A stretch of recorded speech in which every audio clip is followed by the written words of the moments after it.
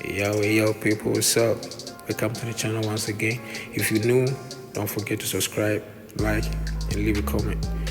So, today we're going to be making a beat from scratch, and thanks to my producer friend Blackstone for taking out this dope drum kit. It's for free. I'll leave a link in the description so your producers can copy it, make dope beats with. So, without further ado, let's get into it. Yeah.